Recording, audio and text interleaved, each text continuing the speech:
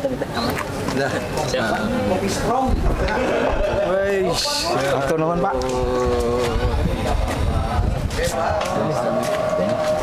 Kang Kiki sehat. Mantap. Alhamdulillah.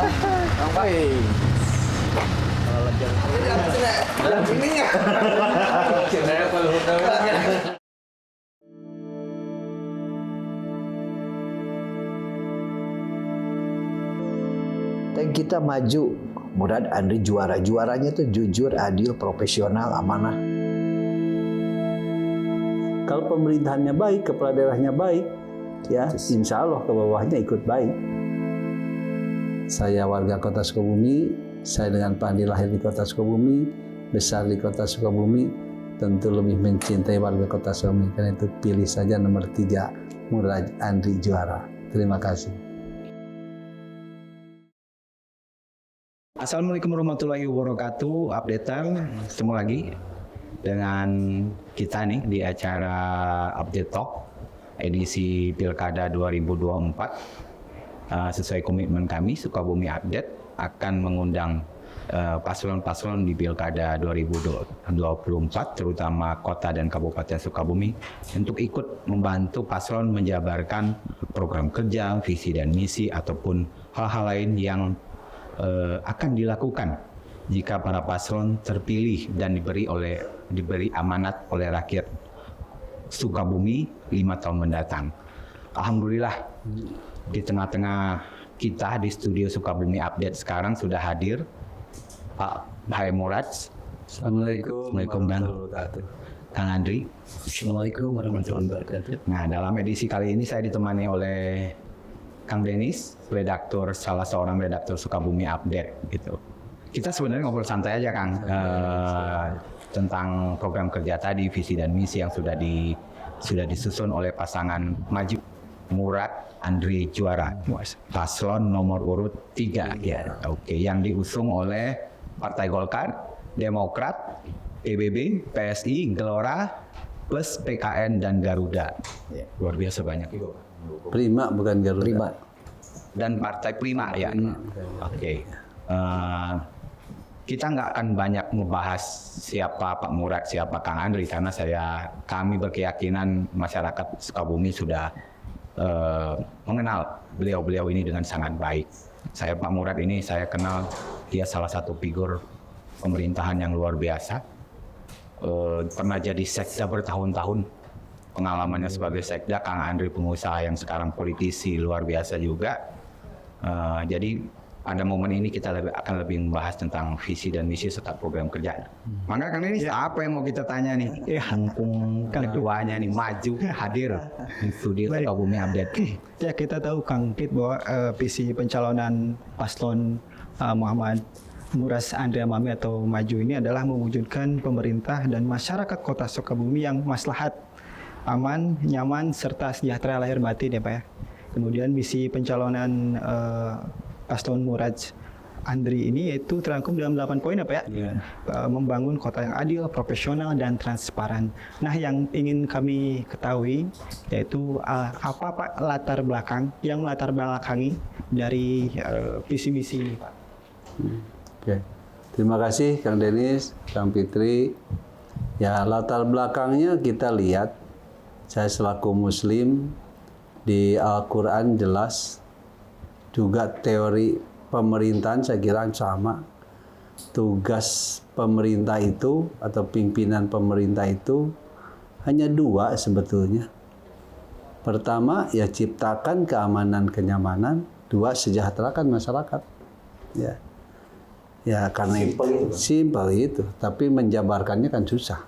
Ya, simple. Bikin rakyat aman dan nyaman, bikin rakyat sejahtera. Ya, kalau itu apalagi sejahteranya lahir batin. Nah, oleh karena itu untuk bisa mewujudkan itu diawali dengan niat dari setiap pemimpin. Ya, saya dengan Pak Andri sudah berniat sama. Makanya tagline-nya maju. Murad Andri juara. Mudah-mudahan juaranya juara 1 dalam pertandingan ini.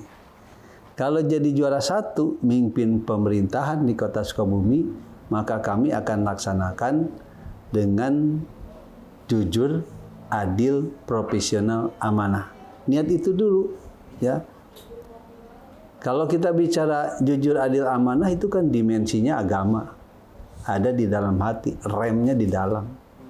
Kalau bicara profesional, dimensinya duniawi, kemampuan skill kita. Ya. Kalau profesional tanpa rasa jujur, adil, amanah, ya jadi garong lah, jadi korupsi dan lain sebagainya. Gampang melenceng. Gampang melencengnya. Ya godaan supaya kepala daerah itu luar biasa. Saya pernah jadi kepala daerah. Ya kalau sekarang jujur, adil, amanah, tidak profesional, ya ditipuin orang. Susah juga. Makanya ini dimensi ini dua-duanya harus balance, harus dipenuhi. Ya kalau bisa memimpin seperti itu, insya Allah masyarakat akan aman, nyaman, sejahtera karena kita niatnya cari ridho Allah Subhanahu wa taala. Nah, berikutnya bagaimana aplikasinya? Ya, banyak, tapi yang penting barangkali pertama aturan dulu, ya. Perundang-undangan harus pro kepada masyarakat.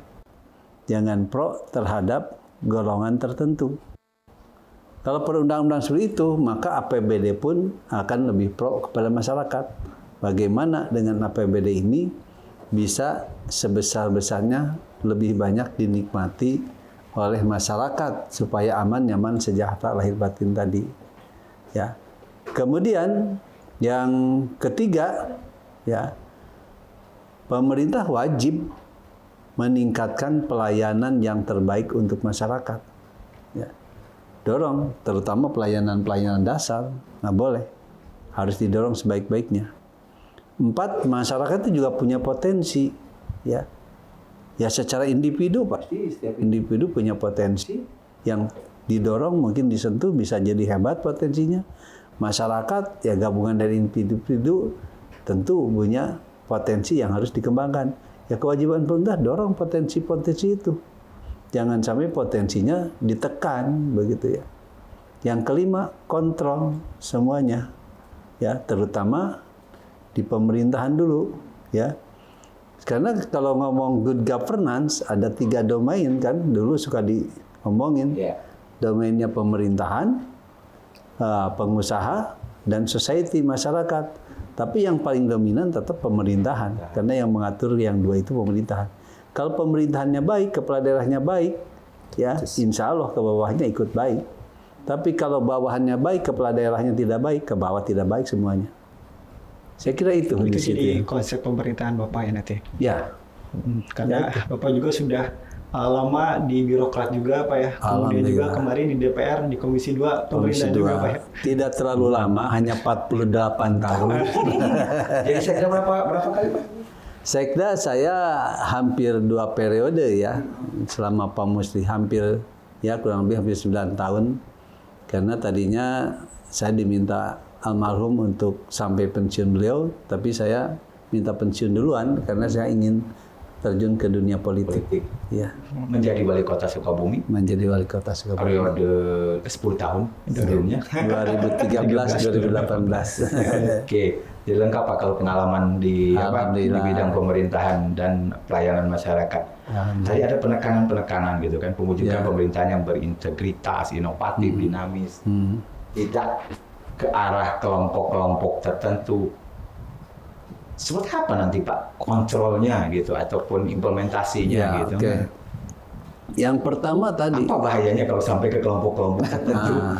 Pemerintah itu harus menjadi bapaknya bagi seluruh warga rakyat.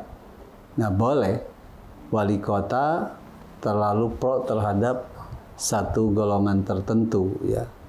Ya mungkin walaupun kita di era demokrasi dipilih oleh partai tertentu dan golongan masyarakat tertentu, tapi kalau sudah jadi wali kota ya milik semua begitu ya. Wali kotanya rakyat kota wali Sukabumi. Kotanya rakyat kota Sukabumi, bukan wali kotanya rakyat Partai Demokrat, bukan. Kalau sudah jadi wali kota harus seperti itu ya. Nah, kemudian tadi saya sampaikan pemerintah itu punya peranan yang sangat penting dalam mengayomi dan memberi manfaat kepada masyarakat. Makanya ada dalam good governance ada 3 domain tadi. Domain pemerintah, domain pengusaha, domain sosial masyarakat atau rakyat.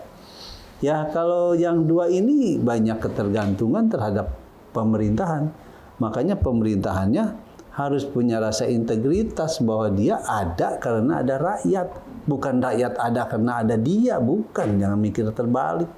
Jangan dibalik. Pejabat itu ada, pemerintah itu ada karena ada rakyat. Bukan rakyat ada karena ada pejabat, ada pemerintahan. Ya. Nah, jadi perhatikan dong rakyat, karena kita ada karena ada rakyat, di situ integritas. Ya, kemudian kepala daerah harus ya wajib sesuai dengan aturan di dalam mengelola pemerintahan itu sesuai aturan yang berlaku, termasuk dalam pengisian jabatan. Ada sistem merit, ya, ada dinilai PDLT-nya, ya, masalah disiplinnya, loyalitasnya kepada masyarakat dan lain-lainnya, ya, ketaatannya, juga kemampuannya. Jadi haruslah seseorang memegang jabatan tertentu, ya harus kalau bisa linier dengan pendidikan dan pengalamannya supaya dia menguasai apa yang akan dia lakukan dan punya rasa untuk mencintai masyarakat yang ada di wilayahnya. Saya kira itu ya. Kemudian ya pemerintah harus mengikuti inovasi kegiatan-kegiatan yang ada di masyarakat. Jangan merasa benar sendiri, harus mau dengar ya. Ya sekarang apalagi zaman IT ya. Ya saya yakin yang orang-orang seperti saya kolonial itu kalah jauh lah oleh anak-anak muda sekarang. Jadi saya harus banyak belajar di situ, harus berinovasi. Nggak bisa inovasi ya ada orang yang membantu kita untuk bisa berinovasi. Saya bilang begitu ya. Ya kemudian ya sekarang ini kan eranya pemerintahan era tidak mengkayuh. Jangan kayak tukang cukur dikerjain sendiri karena takut kehilangan sesuatu. Ya, dorong masyarakat kita menjadi mesin penggerak aja, biarkan masyarakat bekerja lebih banyak begitu untuk mewujudkan keamanan, kenyamanan dan kesejahteraan rakyat itu. Ya, jadi tidak terlalu banyak mengkayuh. Kita tadi fasilitasi, dorong potensi yang ada di masyarakat, kontrol supaya tetap terjaga. Saya kira itu intinya di situ. Pak, terkait sejahtera lahir dan batin kan Pak ya. Apalagi dalam mewujudkan misinya itu ada salah satu poin itu yang soal mengoptimalkan APBD yang pro rakyat Pak ya. Melihat masukan PAD di Kota Sukabumi sendiri kan kita tahu di Kota Sukabumi SDA-nya berbeda dengan kabupaten gitu Pak. Nah dalam peningkatan PAD dalam upaya akan dilakukan kedepannya seperti apa nih? Ya, saya bukan hanya peningkatan PAD, harus peningkatan APBD. Misalnya dulu saya tahun 2013 jadi wali kota, itu APBD kurang lebih 800 miliar. PAD-nya ya sekitar 40 miliaran lah, kecil sekali ya. Ya, tapi saya berhenti sudah di atas 1,2 triliun, hampir 1,3 triliun. Ya salah satunya bagaimana kesempatan-kesempatan menarik dana yang ada di pusat ya bisa kita wujudkan, tapi kita fair play. Biasanya di pusat itu tiap tahun ada perlombaan lah, ya ada penilaian-penilaian tertentu. Ya saya selalu ikut di situ. Ya tetap saya dorong, saya berdayakan supaya selalu juara. Ya karena kalau lomba di pusat atau di provinsi, kalau dapat juara satu itu pasti dapat tambahan APBD, tambahan anggaran. Ya contoh. Misalnya dulu yang namanya WTP hasil pemeriksaan BPK itu masih jarang. Ya, saya dorong Kota Sukabumi harus bisa WTP. Alhamdulillah, setahun saya menjabat, pas barangkali 100 tahun Kota Sukabumi dapat WTP dan saya diundang Menteri Keuangan dapat hadiah 42 miliar tambahan APBD. Kalau cari di kota itu setahun PAD kota 42 miliar. Tapi bukan hal yang tidak mungkin ya meningkatkan PAD. Kan sosok Kang bisa. Andre sebagai pengusaha dipinang oleh Pak Murad ini sebagai salah satu mungkin bagaimana caranya nih bantu nyari PAD di Kota Sukabumi gitu. Mungkin saya sedikit tambah ya. Waktu saya jadi Kadipenda, saya berhasil mengalahkan PAD-nya Kabupaten Sukabumi dari pajak hotel dan restoran. Padahal restoran dan hotel di kota sedikit sekali. Ya, dibanding potensi Ya, yang luar biasa. artinya bagaimana Optimalisasi. kita mengoptimalisasikan, bahkan bisa PAD naik 100%. Mengurangi bocor ya. Ya ada teknik-teknik yang perlu kita lakukan lah. Yang penting kita menteladani dulu, ya, jangan sampai kita mengambil sesuatu yang itu bukan hak kita. Di situ dulu. Ketika kita komit begitu, teman-teman saya semuanya kompak dan bisa mencapai apa yang dianggarkan melampaui. Ya. Misalnya dulu ada yang namanya IDPJ, izin dispensasi pemakaian jalan. Kalau truk itu misalnya kekuatan jalan itu 5 ton, kalau di atas 5 ton bayar. Ada retribusi dulu ya. Saya masih ingat, saya masuk ke Dipenda, hasilnya kurang lebih 300 juta 1 tahun. Pungutannya antara 500 sampai 1.500 pada tahun 96. Baktinya luar biasa. Ya, 300 juta. Saya minta naik 20%, nggak bisa. 10% nggak bisa. Akhirnya 5% Pak, kita sanggup. Oke, 5%. Tapi tiap malam saya intai, berapa sih pendapatan seharusnya? Dipantau. Pantau, orang nggak tahu. Saya pakai motor, pakai nongkrong. Dari kejauhan saya hitung. Nah, setelah saya hitung, paginya staf saya kumpulin. Gimana relasi DPJ? Oh Pak, bagus. Bisa over target di atas 105%. Ya, mungkin bisa 300. Kalau 10% 330 juta lah. Saya bilang kecilan.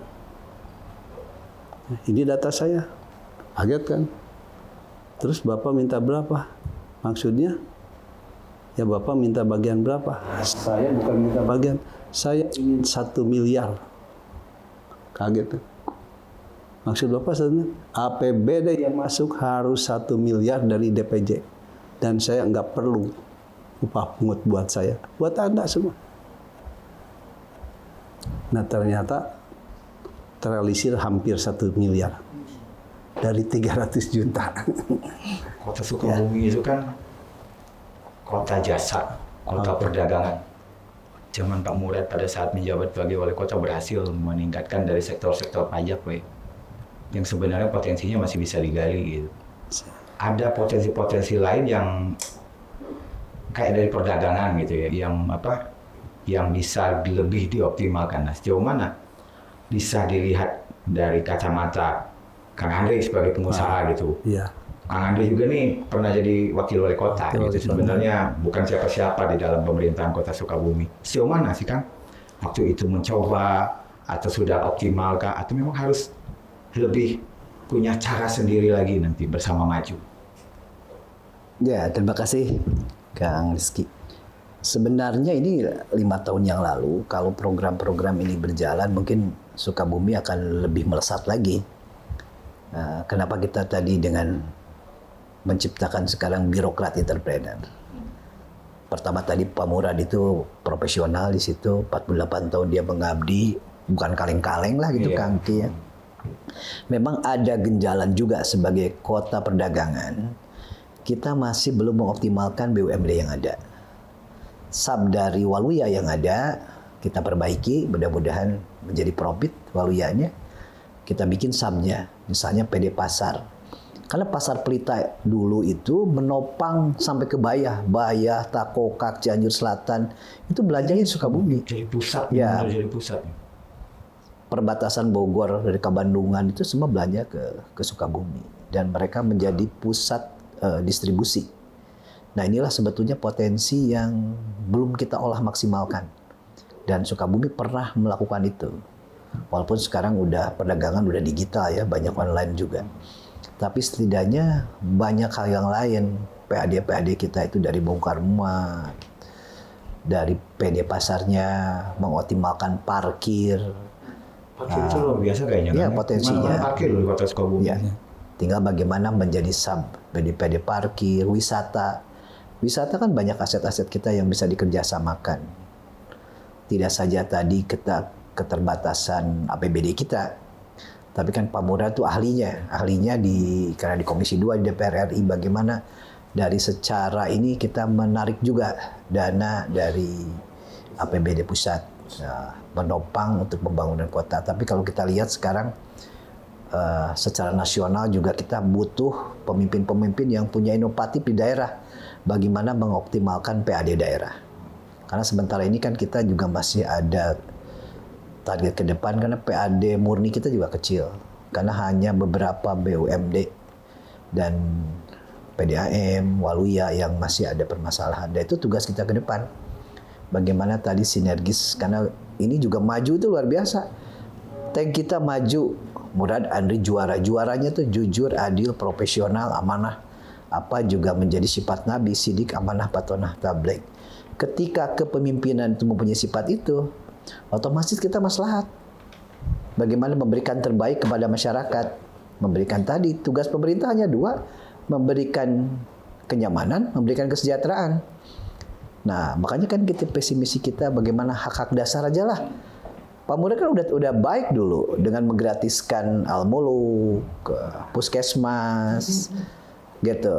Nah, kita kan ke depan pengen pemimpin terbaik, jangan setengah-setengah.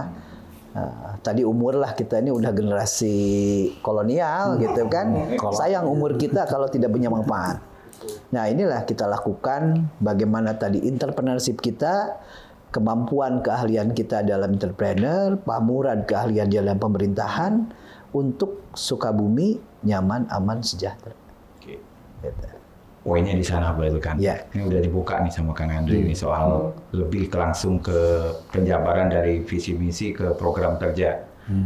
Salah satu implementasi misi mengoptimalkan APBD yang pro rakyat untuk pelayanan dasar yang prima, mungkin itu salah satunya Rumah Sakit Al-Muluk Gratis lagi. kembali Gretongan gitu. Emang bayar ya sama ini?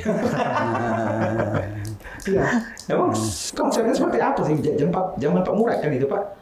Dulu kan saya bangun agar masyarakat tidak kesulitan untuk mengakses rumah sakit, khususnya masyarakat yang kurang mampu kan. Tapi yang masyarakat mampu juga menerima manfaat, karena kalau yang mampu itu pasti punya pembantu, punya pegawai. Yang pegawainya sakit nggak pusing dia, disuruh aja ke Al-Muluk gratis. Cukup nunjukin KTP kota atau KK plus KK. Ya artinya yang belum punya KTP, yang di bawah 17 tahun bisa berobat dengan KK dan KTP orang tuanya. Ya. Dan ini menjadi inovasi yang diakui secara nasional. Saya dapat penghargaan nasional untuk itu. Dan itu menjadi percontohan nasional. Jadi saya menyayangkan tiba-tiba perdanya dicabut dan menjadi bayar begitu. Ini ngomong-ngomong gratis nih, program unggulan itu selain Al-Muluk gratis, ada LKS sekolah gratis. Ini jadi permasalahan emak-emak sama bapak-bapak yang anaknya sekolah. LKS gratis, WiFi gratis. Tolong ini Pak, disanggah kalau misalnya saya salah ngutip gitu, sama program beras gratis. Itu latar belakangnya apa sih? Harus gratis-gratis gitu, apa nggak nanti ngebebani APBD? Atau seperti apa nanti mengelolanya? Tadi kan APBD harus pro rakyat. Kita misalnya bicara tentang kemajuan negara atau daerah. Yang pertama harus sehat dulu dong. Kalau sudah sehat ya harus terdidik. Jadi dua hal ini jadi pelayanan yang paling dasar bagi pemerintah.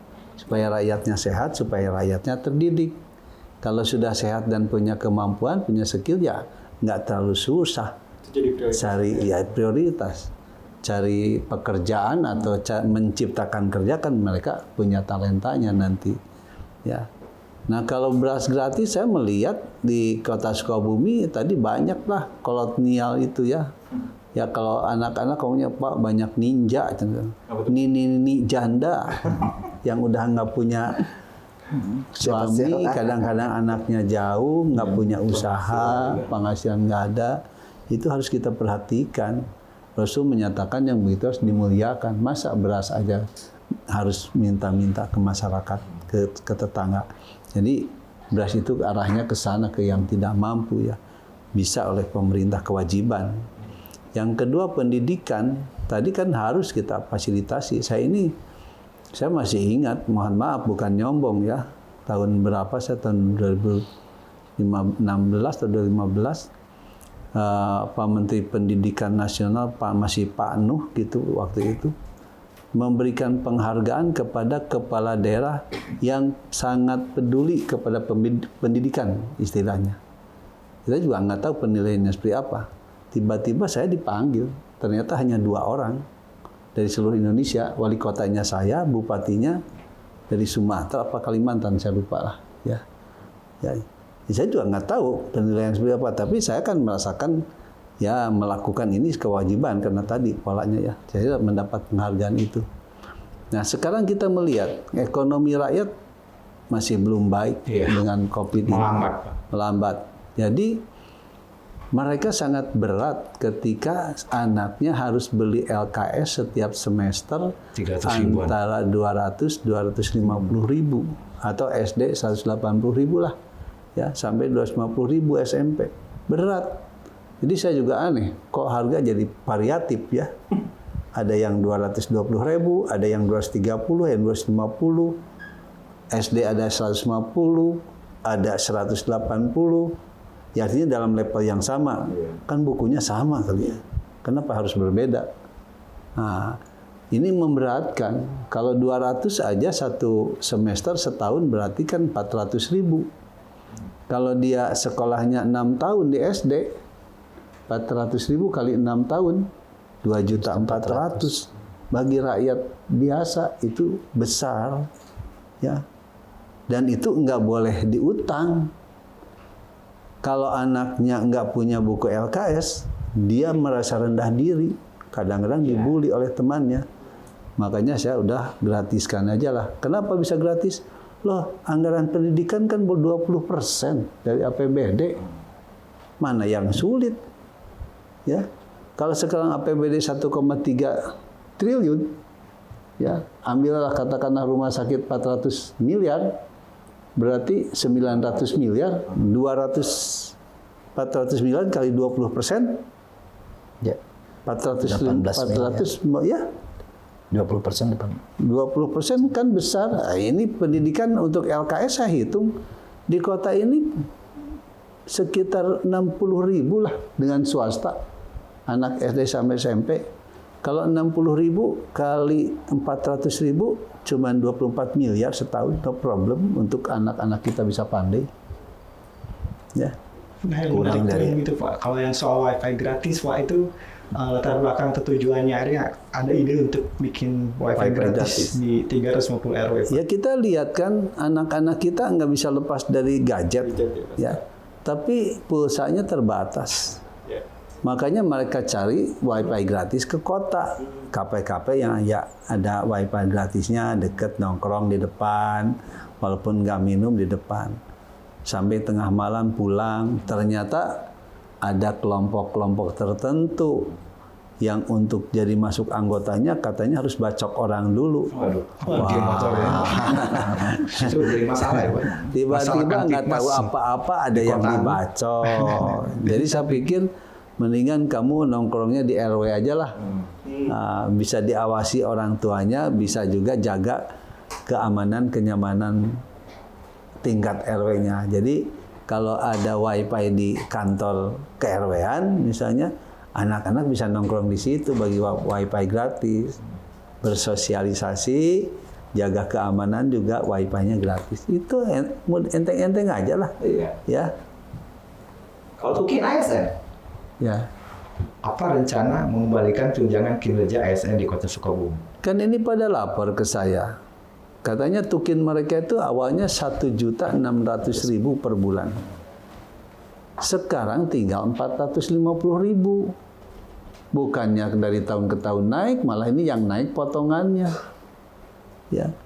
Yang namanya PNS saya paham, punya SK selalu diamankan di bank. Ya.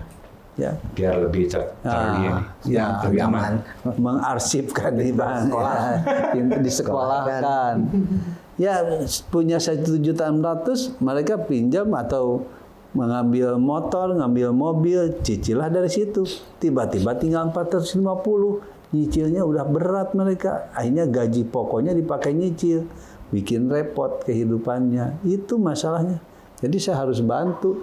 Gimana kalau gurunya aja susah begitu, ngajarnya nggak fokus loh. Nggak fokus. Jadi anak-anak kita yang jadi korban karena gurunya mikir cari kerjaan lain, jadi tukang ojek ke, jadi Grab ke. Nah ini kan kita harus selamatkan anak-anak kita di generasi yang akan datang. Ini kan program-program yang akan menyerap APBD, Pak ya. Nah, apa tidak akan pengaruh misalnya dengan program pembangunan? Biasanya kalau yang ini diperbesar, yang itu diperkecil gitu, kayak infrastruktur, jalan. Saya sudah hitung, insya Allah. Sudah saya hitung. Aman. Yang penting tidak bocor. Yang penting tidak bocor. Tadi misalkan 20% kali 900 miliar, berapa? 18 miliar ya? 18 miliar. 18 miliar. 180 miliar. Enggak. 920%. 180 miliar. Ya? Untuk 180 miliar kan? Ya, dari 900 miliar, 180 miliar. Ini cuma 24 miliar. Masih bisa 24 miliar dari 180 miliar. Masih aman. Tidak mengganggu untuk infrastruktur. Program infrastruktur akan tetap menjadi apa? Tetap, ini saya tulis. Jalan kan. Peningkatan dan perbaikan infrastruktur sampai ke perumahan dan lingkungan. Insya Allah kalau urusan APBD sudah ada di kepala saya, sudah cukup hafal. Pengalaman. Tapi nggak usah diajarin lagi. Kalau untuk pinjaman UMKM, Kang Andri, apa pentingnya minjamin modal gitu? Tadi dengan APBD kita sebenarnya cukup. Kita kan kemarin sebenarnya punya anyelir, punya anggarannya ada anti pinjam ke rentenir. Tapi sebenarnya kalau pinjaman itu tidak saja membebani APBD, karena perbankan juga butuh penyaluran KUR. Sekarang berapa triliun di kita itu tidak tersalurkan. Nah, tinggal bagaimana kita mensosialisasinya, bagaimana tadi penciptaan pelaku usaha baru, entrepreneurship, UKM juga tadi kita inovatif, banyak hal-hal yang harus kita move lah mereka itu. Kalau soal permodalan sebenarnya agak susah. Penting kan, berarti memastikan usaha-usaha rakyat itu bergerak. Ada pelatihan, ya dinas-dinasnya juga harus dikasihkan anggaran, dinas tenaga kerja terutama kan mereka juga sudah pelatihan. Kan kalau ada orang susah cari kerja, ya kita arahkan lah menjadi pelaku-pelaku usaha baru. Ketika mereka bekerja kan butuh modal. Ya.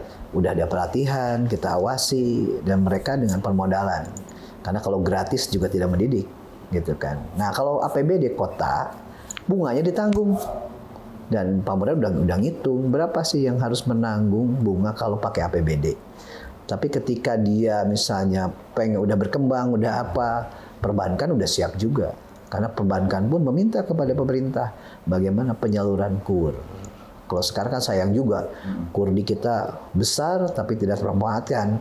Malahan di bawah masyarakat tuh banyak kena Bank Emok.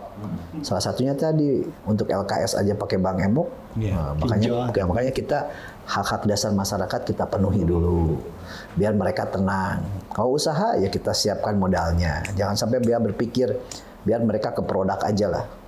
Baik marketingnya dibantu juga Mas Sukabumi update bagaimana mereka berkembang. Jadi kotanya juga ketika ekonominya berkembang, visi misi kita bisa dilakukan, nyaman, sejahtera. Jadi permasalahannya akan mengait dengan lapangan pekerjaan. Saya juga cukup kaget begitu kemarin rilis BPS 2023, angka pengangguran di kota Sukabumi itu cukup tinggi juga. Di saat angka pengangguran cukup tinggi, lapangan pekerjaan kita nggak kayak kabupaten Pak, punya pabrik juga cuma berapa sih kota gitu kan, yang bisa banyak, yang bisa apa, padat karya yang bisa. Nah itu gimana nyiasatinya kira-kira nanti kan ada? Kan kita sekarang tadi pelatihan digital marketing misalnya. Orang kan sekarang tidak harus berkantor, berapa. Dengan hanya pakai ini aja mereka udah bisa jadi trader. Kan kita ajarin, ini potensi kabupaten apa, kita bisa jual. Orang datang ke sini nginep di Sukabumi, mereka berkantan ada bidang bisnis di sana dan kita perlu inkubator bisnis. Anak-anak muda di kita pinter-pinter kok. Kita dulu pernah ditawarin untuk menjadi smart city. Nah, kalau smart city kan kita banyak terobosan-terobosan. Anak-anak muda itu tidak harus tadi mencari kerja, lapangan kerja. Tapi Sukabumi ini menjadi kota trader. Kita dulu 5 tahun yang lalu ya berkeinginan bagaimana Sukabumi ini menjadi Little Singapura. Apakah orang Singapura itu punya kantor? Enggak juga, mereka juga digital. Orang Sukabumi pintar-pintar, tapi kan harus ada kebijakan pemerintah yang betul menyentuh, memberikan ruang juga bagi mereka. Minimal tadi ada pelatihan apa sih yang lagi tren apa. Kan pemerintah tuh punya jaringan. Tidak hanya untuk tadi bagaimana kita mensejahterakan di internal aparatur, tapi masyarakat pun tadi bagaimana ini kebijakan. Apa sih kebijakan global sekarang? Kan sekarang itu mereka perlu jahe misalnya. Herbal kita, jahe kita dipakai oleh Korea. Kan nggak transaksinya nggak manual. Nggak perlu kita nanam jahe juga. Nggak perlu nanam jahe juga. Biar aja petani-petani di kabupaten yang nanamnya, biar di Sukabumi, di kabupaten dan Cianjur. Tapi orang-orang kitanya dididik digital marketing. Dan penghasilan mereka mungkin akan bisa mengalihkan gaji wali kota maupun wakil wali kota menjadi trader itu. Ya itulah satu gambaran kita bagaimana anak-anak muda ini diberikan ruang. Tapi kan itu harus inovatif itu ada dari kepala daerah. Bagaimana kepala daerah itu mengimplementasikan ke dinas-dinas. Dinas-dinas juga bekerja bagaimana memberikan informasi ini kepada masyarakat. Tadi dengan WiFi gratis, informasi kan bisa sampai ke sana. Mungkin ke depan kebijakan itu tidak hanya kebijakan kita. Nasional pun akan langsung ketika sekarang ada link, ada satelit, ada NMAS juga masuk. Otomatis kan walaupun tadi Sukabumi berkeinginan ke sana, tapi coba dalam hitungan tahun nasional pun akan perlu. Nah ini kan satu terobosan ketika dari kondisi masyarakat sekarang apa sih yang harus dibentuk untuk Sukabumi? Tadi masalah pelayanan dasar yang harus dilakukan, masalah lapangan kerja. Kita kan nggak mungkin bikin industri di kota, harga tanah udah mahal gitu kan. Tapi yang efektif itu kita menciptakan pelaku-pelaku usaha baru, trader, UKM. Dan tadi banyak kebijakan. Misalnya ketika Indomaret masuk, 30% harusnya kan menyerap ada grade khusus untuk UKM. Itu sebetulnya ada yang lain. Nah ini kan sebetulnya ketika ini kan dia kebijakan, banyak kebijakan yang tidak berpaku kepada ekonomi masyarakat, UKM.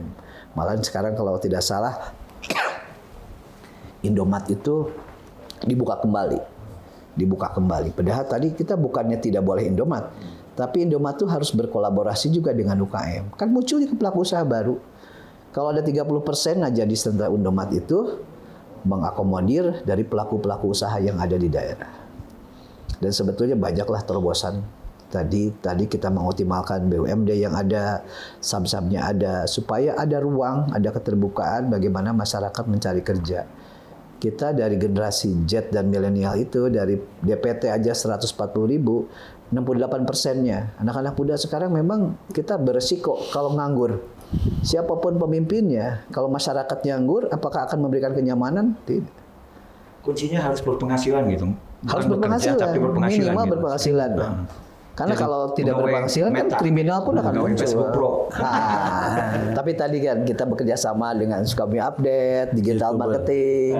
Kan sekarang udah era digital. Suka tidak suka mereka yang gamtek juga harus mengerti itu. Jadi pinjaman modal tanpa bunga ini kan dulu zaman saya wali kota sudah dilaksanakan melalui Bank Pasar dan BMT.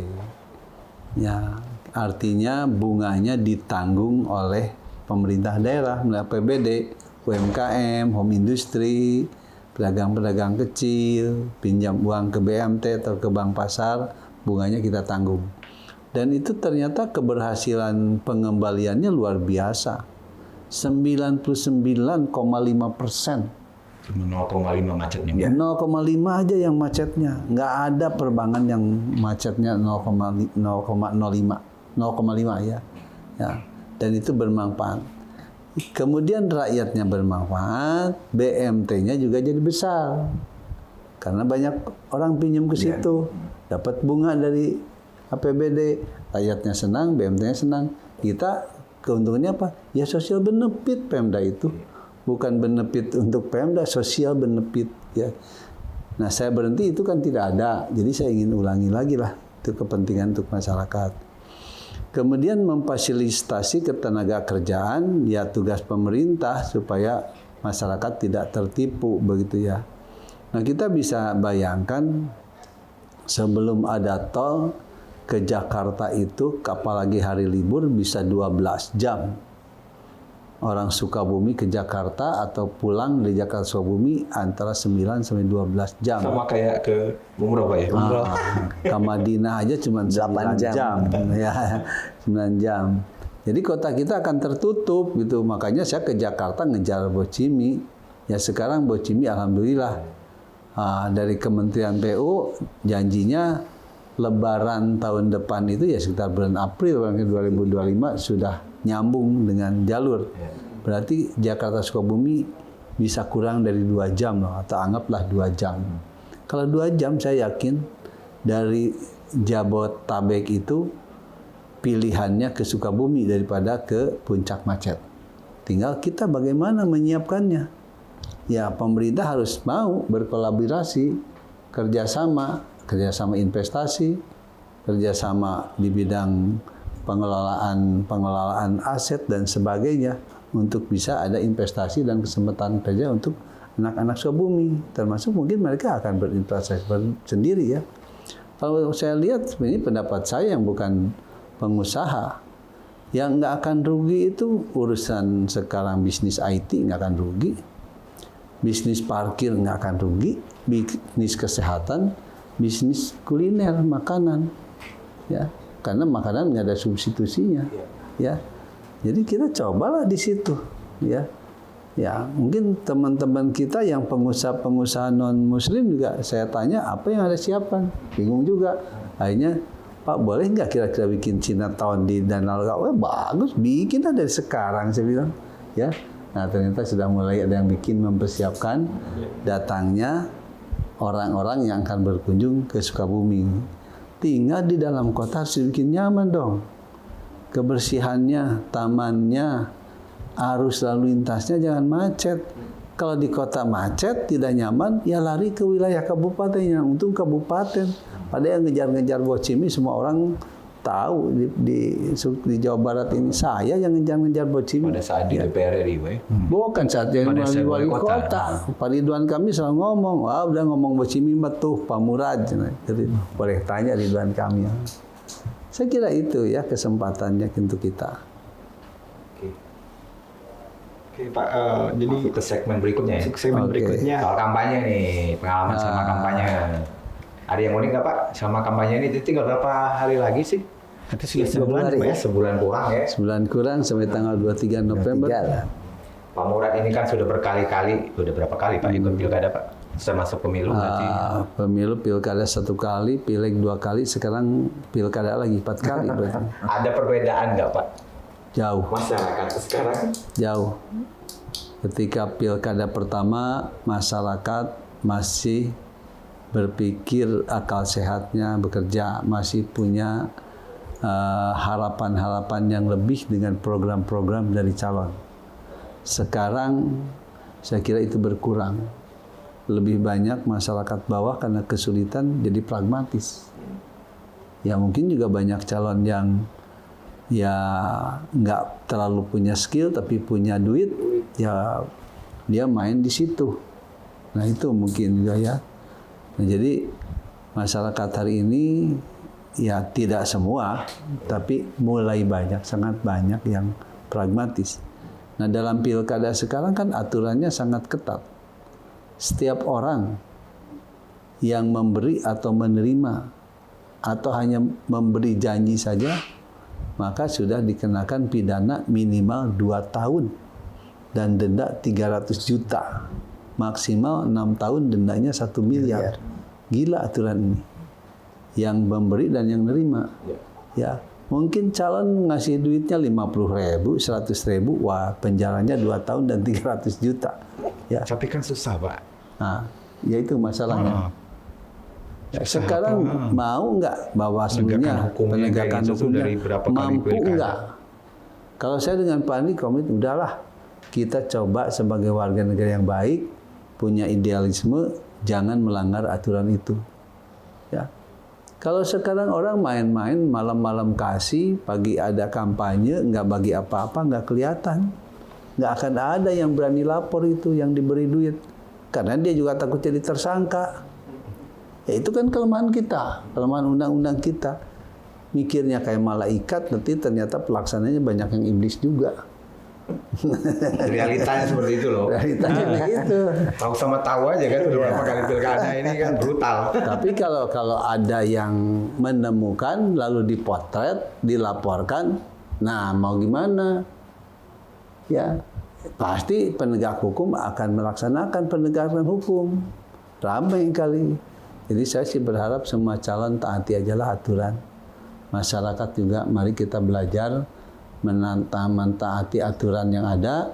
Apalagi kalau para ulama di media itu kan semua ngomong, misalnya UAS, AAGIM, Adi Hidayat dan lain-lain, ya ngomong bahwa nyuap itu atau membeli suara di dalam pemilu itu adalah pinar bagi pemberi dan penerima. Buat apa hidup kalau nanti matinya jadi masuk neraka? Menurut saya itu aja lah. Pak, selama kampanye ini ada pengalaman unik ya, Pak? Kenapa? Pengalaman unik gitu. Banyak sebetulnya kalau kita lihat tadi lah di masyarakat itu, ya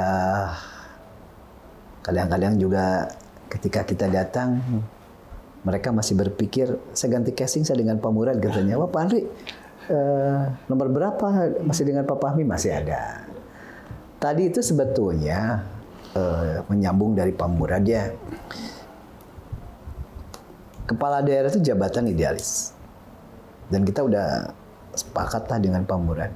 Kita masuk ke ranah itu, kita akan pakai aturan. Niat kita ibadah, sama-sama ibadah. Kalau ada calon, ya, melakukan itu berarti dia udah tidak punya niat ibadah. Masyarakat juga harus menilai. Kalau dia pengen pemimpin yang amanah, kan rakyat yang menginginkan pemimpin yang amanah, ya tidak akan membeli suara masyarakat. Tapi tadi programnya seperti apa yang diinginkan, apa yang nggak ada. Kita saja kalau mau mencari sesuatu, mencari dunia di pilkada, di kepala daerah, tidak ada. Mendingan saya bikin pompa bensin. Lebih murah dari biaya pilkada sebetulnya. Masih bisa pinjam ke bank. Nah, gitu. Kalau kepala daerah jangan pinjam ke bank lah. Gitu. Nah ini kan satu pembelajaran bagi masyarakat, pendidikan politis yang harusnya tadi. Makanya kita kan nggak tanggung-tanggung. Ini Pak Murad wayahnya lah turun lagi ke Sukabumi, ada yang mesti diberesin. Gitu kan. Dan kita pun kan sebetulnya ngapain kita juga nyuruh Pak Murad, udah capek dia jadi wali kota. Tapi kan pada zamannya Pak Murad tadi banyak hak-hak dasar dia lakukan. Dan kita pun pengen berbuat baik. Bagaimana entrepreneurship kita bisa diwujudkan. Tadi dengan kemampuan Pak Murad di pemerintahan, kemampuan kita di entrepreneurship. Karena apa target kita? Ini ada pengangguran mau diapain? Kan harus profesional, harus orang yang ngerti. Di manage apapun, bagaimana menciptakan birokrat entrepreneur. Gitu. Walaupun tadi hambatan apa yang ke masyarakat, karena wajar lah masyarakat lagi susah. Kondisi. Gitu. Dia diajakin omong politik, nggak mau pusing. Yang dia butuhkan bagaimana nggak ada. Karena yang di hadapan dia sekarang judi online, bank emo, dan kalau terus tidak ada solusi, akan seperti apa masyarakat Sukabumi? Terjebak di lingkaran itu. Terjebak dari lingkaran itu. Dan kalaupun kita ikuti tadi aturannya sama aja. Niat kita ibadah. Ini kan sudah panjang perjalanan kampanye ini. Pak Murad juga usia juga sudah berapa? 60. Alhamdulillah 68 tahun. Iya. Masih segar. Dulu menang suara 68 tahun. Sekarang maju di usia 68. Ada yang unik juga. Ada hoki juga. Udah Selama maju. ini kan sudah bertemu masyarakat. Kemarin Pak Murad nih continue nih dari pemilu dari itu. Capek nggak Pak sama masyarakat itu? Apa sih? Apa tipsnya buat ngejaga stamina gitu buat ini kan jalan tiap hari kota ini lumayan loh Pak dari 7 kecamatan ada 40 berapa kelurahan gitu tuh 33. 33 kelurahan RW-nya ada berapa Ya. gimana Pak cara Alhamdulillah saya enjoy aja menikmati ini barangkali sudah jalan hidup saya menikmati. Jadi saya jalan dari jam 8 pagi kampanye bisa sampai jam 11 malam, jam 12 malam. Alhamdulillah lah. Ini hampir 4 bulan saya nggak berhenti. Ya, artinya ya kemarin mungkin agak terserang karena masih bekerja di DPR. Ya itu juga nggak istirahat kerja di DPR ya. Tapi alhamdulillah Allah masih memberikan kesehatan saya. Malah saya enjoy aja lah. Hitung-hitung treadmill aja jalan pagi. Emang suka olahraga jalan? Saya sebenarnya nggak suka jalan olahraga jalan. Kalau treadmill ya, tenis meja ya, gitu ya. Iya. Silat udah nggak terlalu kuat fisiknya karena suka lupa. Ya, ya. Kalau gerakan silat cepat capek. Ya sama lah kita. Kalau masyarakat tadi ada yang unik. Tidak abdol kalau tuh salaman jeung calon. Udah didatangin oleh tim juga. Mana calonnya? Ya kita pun tadi karena niat ibadah enjoy aja. Senang juga kita ketemu UKM. Kita makan sama-sama, ya, mereka senang kita pun senang. Dan kita lihat juga tadi lah mengevaluasi betul nggak? Karena selama 5 tahun kemarin kan kita juga wakil kan jaga kandang juga gitu kan. Tidak banyak ini kita kan lihat oh iya betul juga. Ini PR kita ke depan, apa yang harus kita lakukan. Jadi Sukabumi itu tadi, sebetulnya kalau masalah ini tercakap ya udah. Pemerintahan, ke masyarakat, terutama anak-anak muda yang penganggur, itu solusi kita membangun Sukabumi ke depan. Dan tadi karena tantangan, karena niatnya kita sama-sama ibadah, jadi enjoy aja, malah senang aja. Semakin kita banyak ketemu masyarakat, semakin senang juga kita. Ya. Ya. Silaturahmi kita kebanyakan mah ya Sukabumi, kita pun lahir besar istilah nama Bangor di Sukabumi piraku sih gitu kan. Orang mengenal Pak Murad, dari mana saya tinggal tadi kemana Pak Andrina, kemana Pak Muradnya. Ya dengan kita datang silaturahmi aja. Dan alhamdulillah lah mungkin ya kalau kita secara ini posisi banyak ketemu teman SD itu ada. Alhamdulillah. Yang baru ketemu pas kampanye Pak? Ada. Ya, yang sudah puluhan tahun ketemu. Alhamdulillah. Oke, sudah sampai di penghujung acara ini. Mungkin statement penutup ya. Apa yang Bapak ingin sampaikan gitu, apalagi dengan perhelatan pilkada saat ini. Apakah sudah siap menang? Tentunya juga siap kalah gitu. Apa yang ingin Bapak sampaikan? Mangga dari Pak Murad. Ya mungkin saya berharap hari ini kan yang menentukan kepala daerah adalah rakyat dengan hak suaranya. Karena itu saya berharap rakyat Kota Sukabumi yang di DPT itu kurang lebih 260.000 datanglah ke TPS untuk mencoblos. Ketika mencoblos pergunakanlah analisisnya, akal sehatnya yang baik-baik. Lihat calon kepala daerah ini misalnya dari track recordnya, dari pengalaman kerjanya, dari rasa menyayangi ke masyarakatnya, dan lain-lain yang saya kira memang semua orang punya pandangan yang berbeda-beda.